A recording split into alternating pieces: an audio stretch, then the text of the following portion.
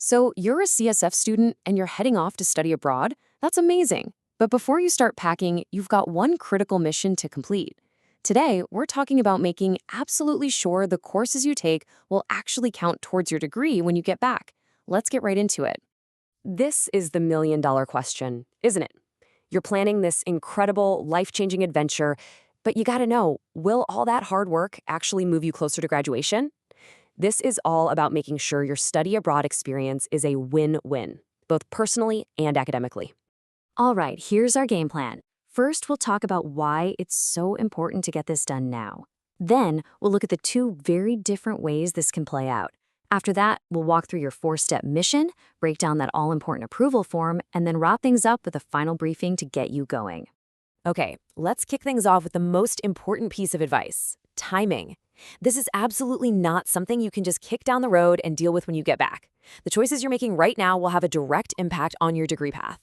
And really, this quote says it all. The official guidance couldn't be clearer. Start this process immediately. The sooner you get it done, the more confident you can be that your study abroad program is the right academic fit. It's all about being proactive.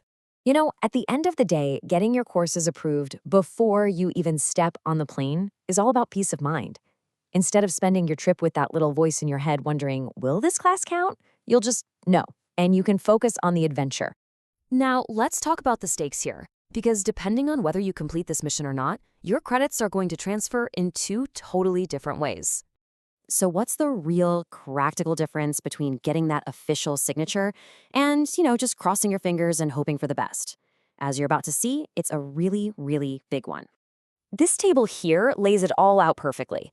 You can see how your credits transfer is completely tied to your specific program and whether you got that pre-approval. Just look at the CSU international programs, for example. Without approval, your credits are just elective. But with approval, they become resident CSUF course units. Let's break down what that actually means for you. And this just spells it out so clearly. No approval, your credits will probably just come back as generic electives, which, okay, is better than nothing, but with that approval, they count as actual CSUF course units. That's the jackpot. That means they can fulfill specific requirements for your major, your minor, or your GEs. That's the goal, right there. Okay, so the stakes are super clear.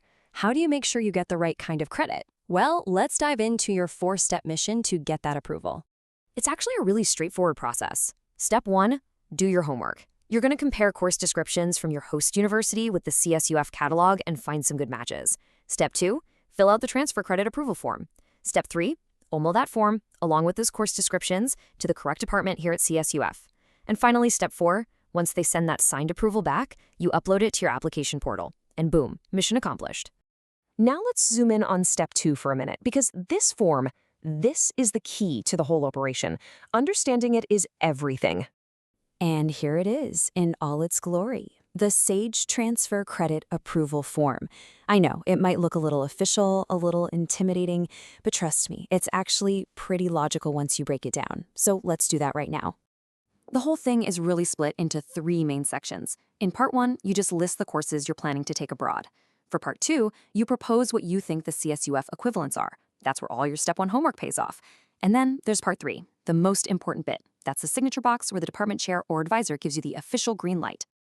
And here's a little pro tip, straight from the instructions on the form itself. After you get that signed approval, yeah, you upload it, but make sure you save a copy for your own records. Seriously, you can never have too many backups. All right, we are on the home stretch. Let's just go over a few final super critical details that really hammer home why you've got to get moving on this right away. You might see the phrase "no strict deadline" somewhere and think, oh, cool, I can relax. Don't. Please don't. What that really means is you need to handle this before you leave. They do not guarantee retroactive approvals. Waiting until you get back is a massive gamble, and frankly, it's one you don't want to take. Okay, a few quick notes for specific situations. If you're a business major, you gotta make sure the unit conversion lines up with CSUF requirements.